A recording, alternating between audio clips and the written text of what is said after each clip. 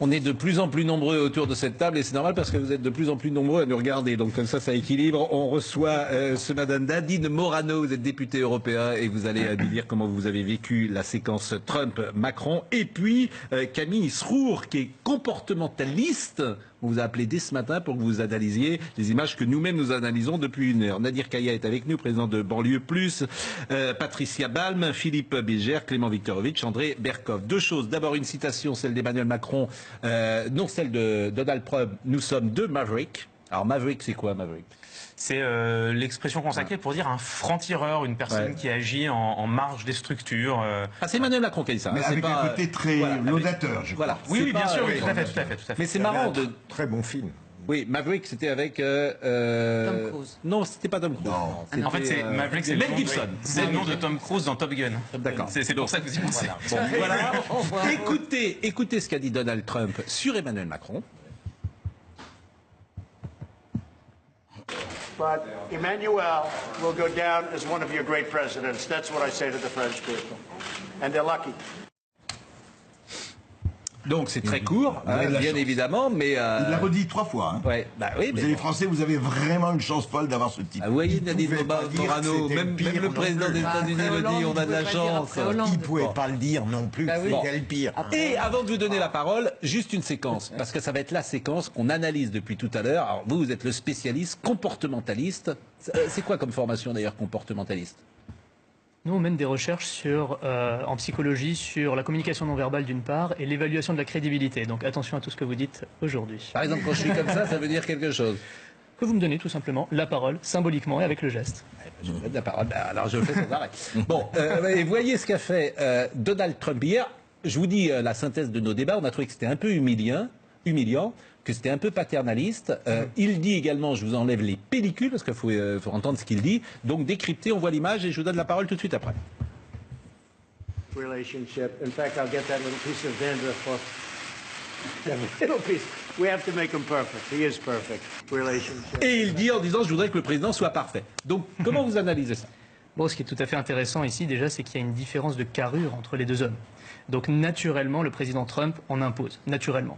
Alors là, ce qu'on voit et qui est intéressant, c'est qu'il y a un geste un peu paternaliste. Hein. Je rends mon enfant tout beau pour les caméras. Et puis, en regard, on a Emmanuel Macron, les mains un peu en cache-sexe, donc qui subit la séquence. Donc, c'est un petit jeu, parent-enfant, on pourrait dire, qui est assez intéressant. Et ce qu'on voit aussi chez Emmanuel Macron, c'est qu'il a un sourire, mais il n'a pas simplement le sourire avec le muscle du zygomatique. Il a ce plissement de nez en même temps. Alors ce plissement de nez, si je vous le fais comme ça, c'est un peu un signe de dégoût, n'est-ce pas? Donc on a à la fois un sourire qui peut être un sourire de façade. Attendez, on revoit parce que là, en même temps que vous parlez, il faut que évidemment l'image colle. Donc le plissement de nez, moi, il m'avait échappé. Voilà, vous le voyez? Ah oui, c'est le plissement de nez vers le haut là. Voilà, exactement. Oui. Donc si je le fais sans le sourire, c'est un signe clair de dégoût. Si je le fais avec un sourire, alors ça peut être deux choses. Ça peut être soit une séquence que je n'aime pas trop mais que je masque avec un sourire, hein, ou alors parfois certaines personnes utilisent ça pour flirter un peu, le sourire qui combine un petit plissement de nez en même temps. Donc à votre avis, il n'est pas content là?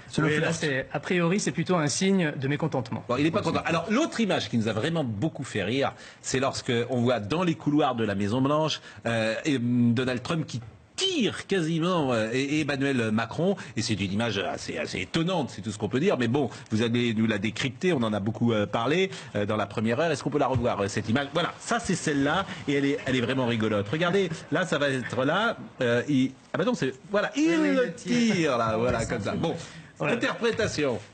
On est dans la suite de la séquence précédente, hein, évidemment. Là, il y a celui qui mène la danse et celui qui l'a subi. Ce qui est intéressant, c'est que ça pourrait être aussi bien un signe amical si ça avait été fait différemment. On pense notamment... Vous trouvez que c'est pas amical, là? Le fait de traîner Emmanuel Macron sans même lui daigner et lui prêter un regard, non, c'est pas, à mon sens, c'est pas vraiment amical. Par contre, la fameuse séquence avec François Mitterrand, où c'est deux représentants à égalité, l'un ne tirant pas l'autre, l'un ne refusant pas le regard à l'autre, là, c'est un signe de cordialité. Quand c'est fait comme ça, de façon... Parce que là, vous avez apporté un truc en plus, c'est qu'effectivement, et on va voir la séquence, il ne le regarde pas. Exactement. Ce qu'on n'avait pas dit, effectivement, tout à l'heure. C'est-à-dire que là, il le regarde effectivement pas, il le tire comme ça. Voilà. Bon. Et Emmanuel Macron, à juste titre, derrière, rattrape son homologue pour être au même niveau. Question essentielle, tout ça est volontaire ou c'est naturel? Il y a un point tout à fait intéressant. En anglais, on dit « to have the upper hand, pour dire qu'on a le dessus. Donc symboliquement, le fait d'avoir la main au-dessus, c'est d'avoir le dessus. Si bien qu'aujourd'hui, on a de nombreux politiciens américains qui sont coachés à la poignée de main. Alors coachés comment?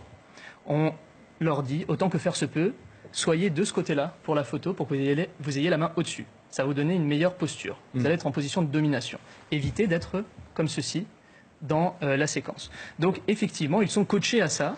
Et quand on remarque ça, c'est tout à fait rigolo. Mais vous à n'avez voir. pas répondu à ma question. Oui. Quand il coachés, le tire comme ça, c'est son comportement, parce qu'il est un peu, voilà. Vous le disiez tout à l'heure, c'est comment l'américain, quelle est l'expression que vous aviez Bully, big bully. Big bully, moi je ne bully. connaissais pas ça. Ah oui, Big bully. Bon, est-ce que c'est volontaire chez lui, parce qu'il se conduit avec tout le monde comme ça, ou est-ce qu'il prend un malin plaisir à, entre guillemets, montrer comme un chien marque son territoire, un animal, on est chez les grands fauves, c'est moi le patron. Est-ce que c'est le mal alpha, quoi?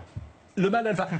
Parce qu'effectivement, moi je connais un homme politique célèbre, que connaît peut-être également Nadine Morano, qui dit « Je suis pas un mâle dominant, je suis aussi un mâle alpha ».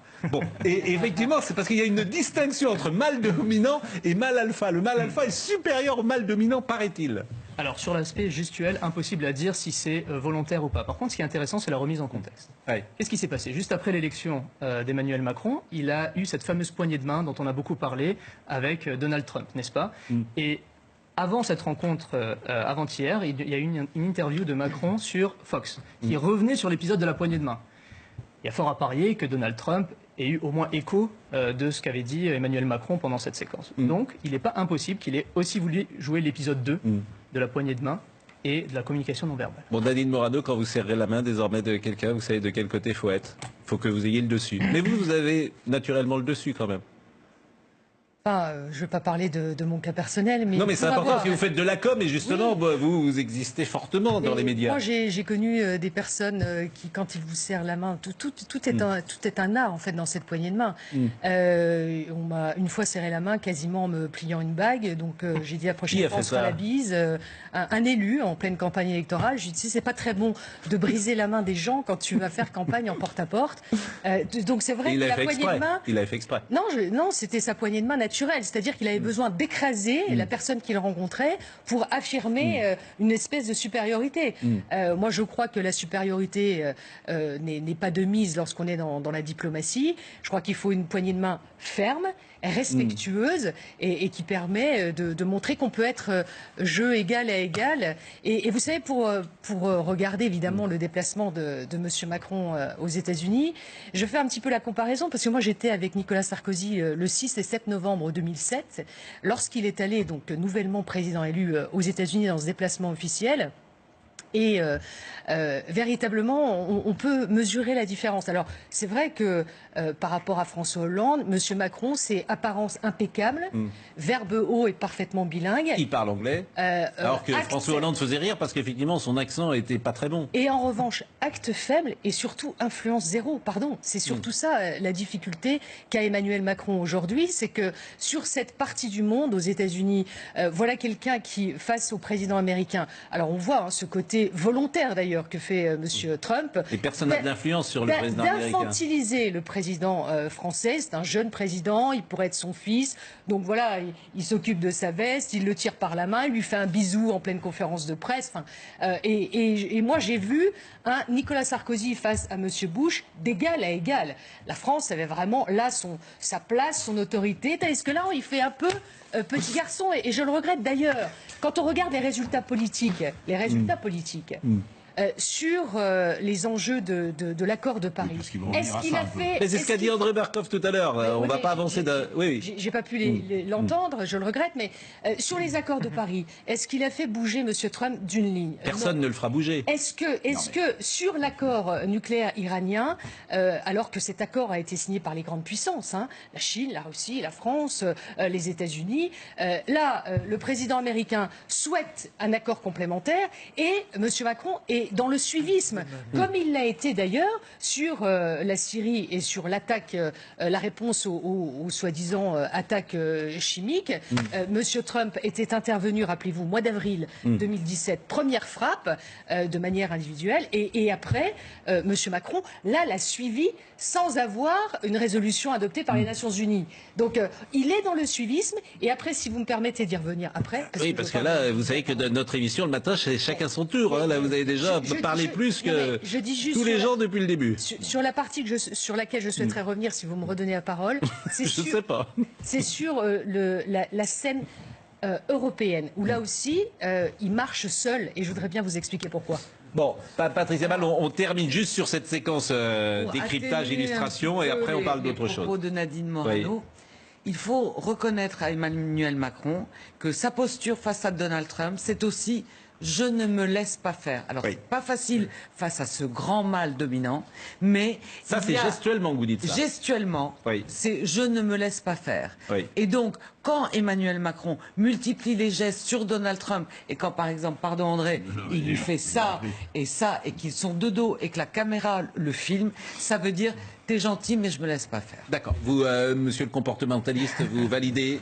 Quel titre? Le dernier point justement là-dessus, c'est effectivement avoir le dernier geste, c'est en quelque sorte avoir le dernier mot. Et donc on a tout ce jeu également de celui qui va donner la petite tape finale lors d'une poignée de main. On a vu toutes les images, Philippe Bilger, qui nous intéressait sur Moi, je la me mise au blanc. demande si on n'est pas en train d'interpréter de manière un peu délirante une gestuelle, et pardon, à l'égard de mon voisin, j'ai une sainte horreur des experts, des comportements qui apposent sur des... Il n'y avait pas des experts lorsque vous étiez procureur? J'en ai douté aussi beaucoup, et je veux dire, j'ai parfois l'impression que des banalités sont proférées, mais qu'elles ont un vernis scientifique. Donc, tout à fait raison. Mais ce n'est pas votre cas. Mais je tiens à le préciser pourquoi, parce qu'il y a des vraies recherches qui sont menées sur la question. Il ne faut pas il y a plus de oublier, 50 années de Pascal, recherche que ce qui se passe entre Donald Trump et Emmanuel Macron, ça doit s'insérer dans une histoire plus large. Emmanuel Macron a mis en œuvre une politique internationale que j'appellerais d'étouffement par l'empathie. Il a montré par ailleurs qu'il était capable d'autorité. Donc je ne sais pas du tout, cher Nadine Morano, il y a... Donnez-moi un exemple, monsieur Bilger.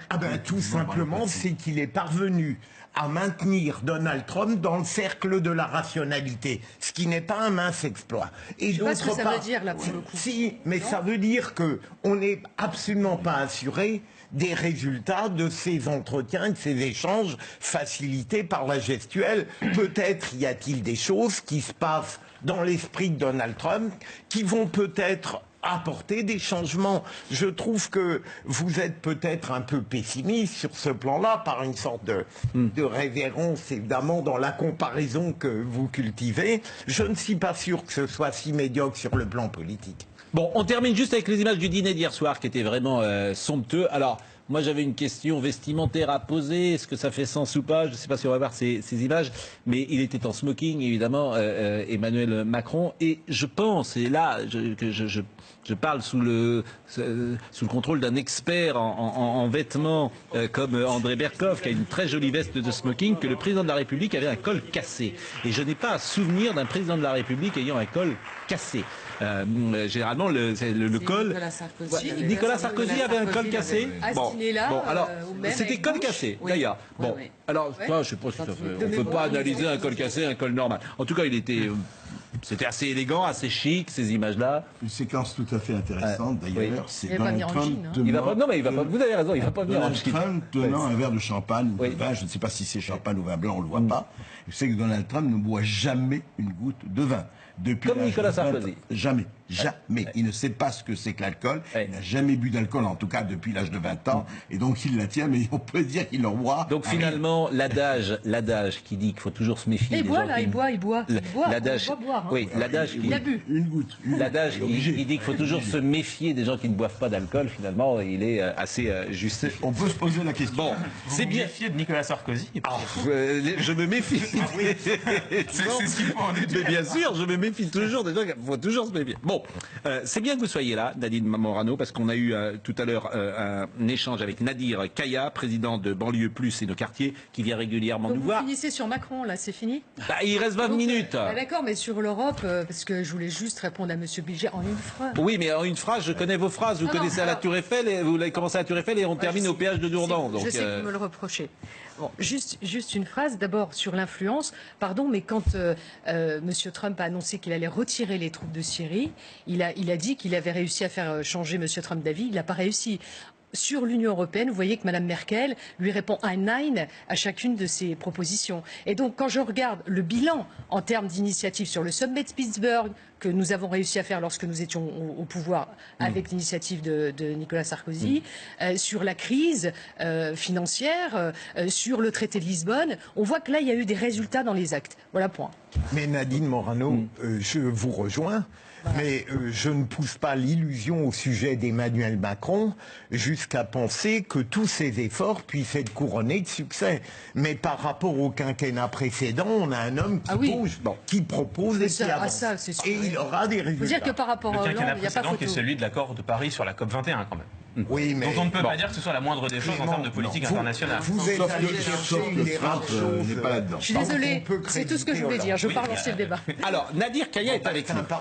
Nadir Kaya nous reproche, et reproche en général aux médias, de présenter les cités, les banlieues, d'une manière défavorable, toujours et tout le temps.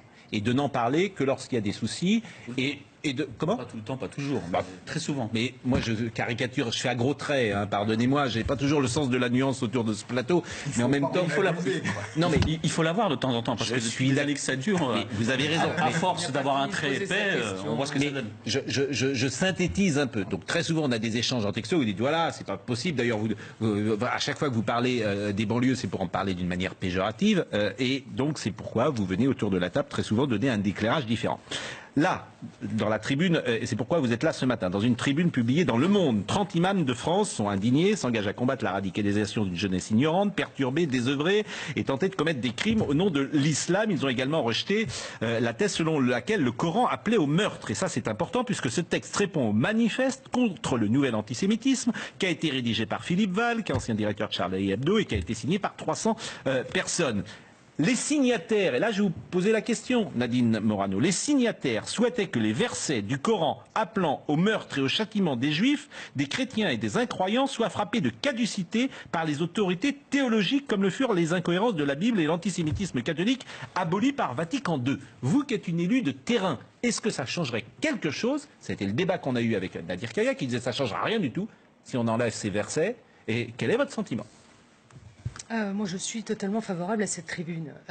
La tribune des 300 signataires. Oui. Et d'abord, ce qui est symptomatique aussi, c'est que vous voyez, quand on parle des banlieues, il faut toujours qu'on invite quelqu'un de culture musulmane. Je suis désolée, mais moi, ça me choque profondément.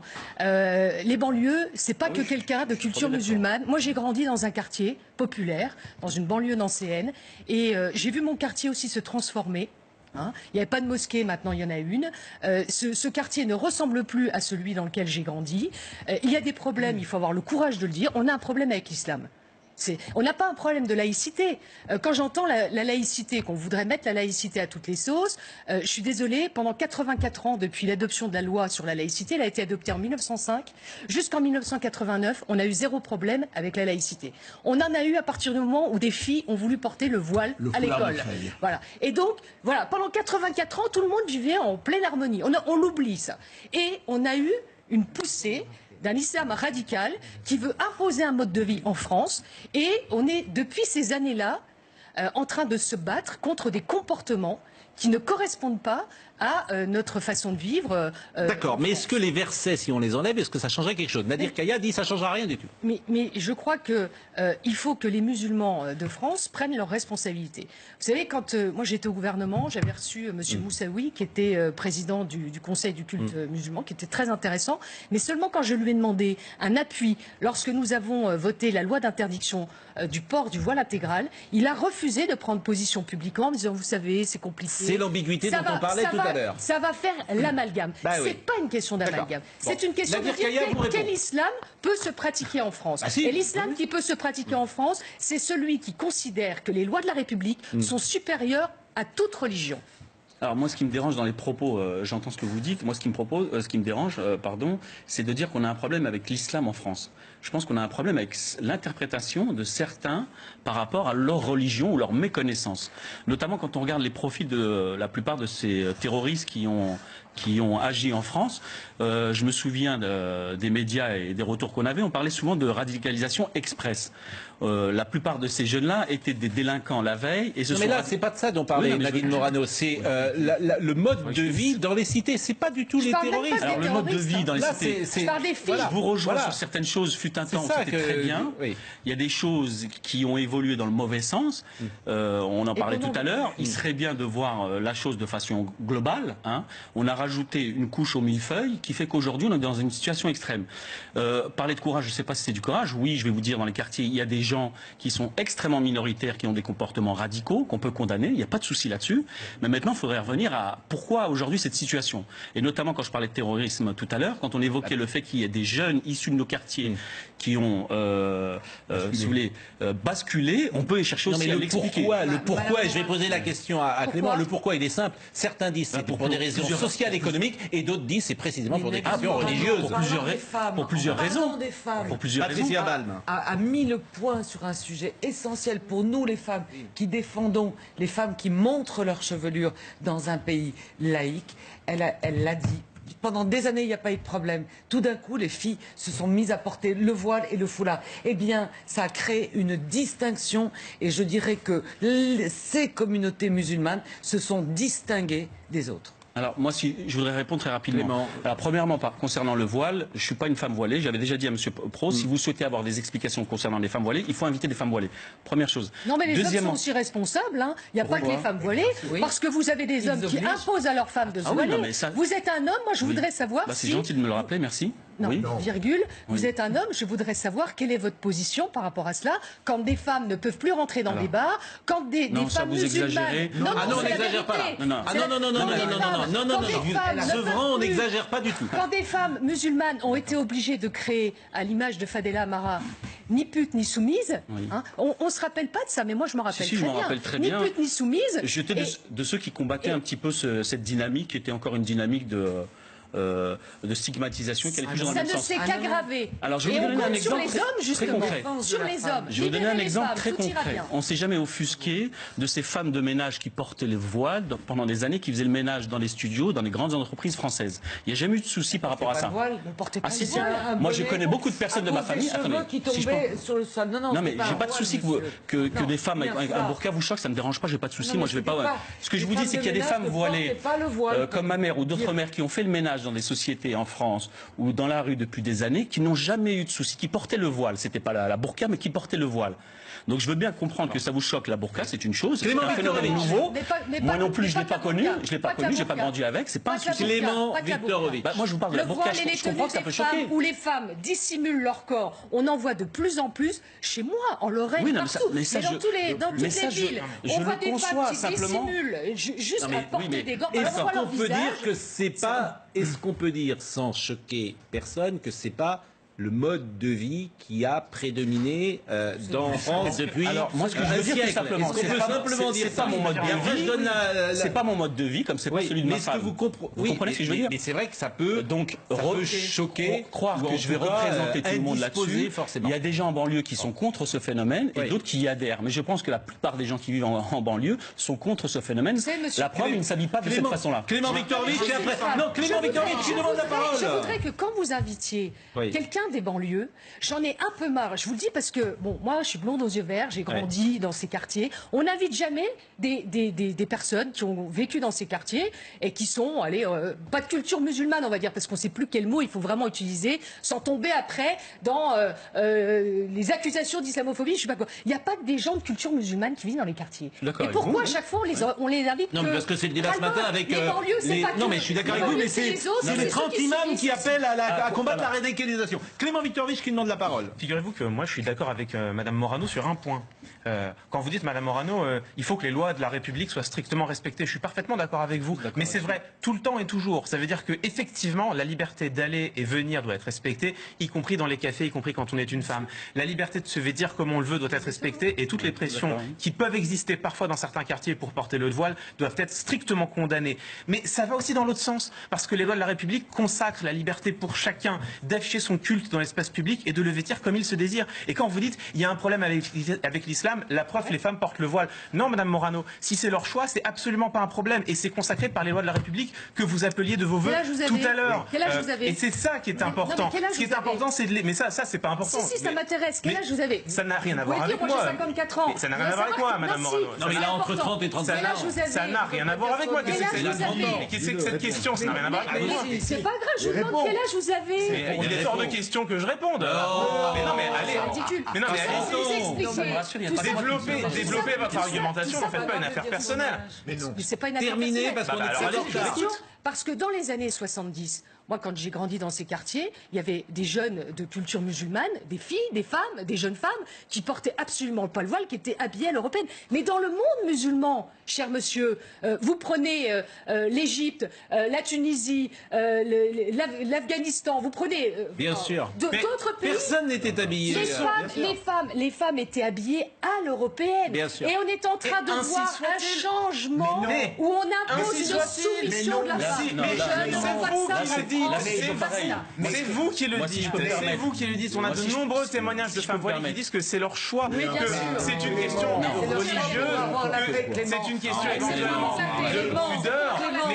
Moi, si je peux me permettre, mais Clément, pardonnez-moi, Clément, quand on voit, pardonnez-moi, Clément, moi j'essaie toujours d'être armé, mais quand on voit, société change, c'est un fait. Quand on voit des photos des jeunes femmes afghanes dans les années 70, en mini-jupe iranienne, excuse-moi, mais c'est une régression.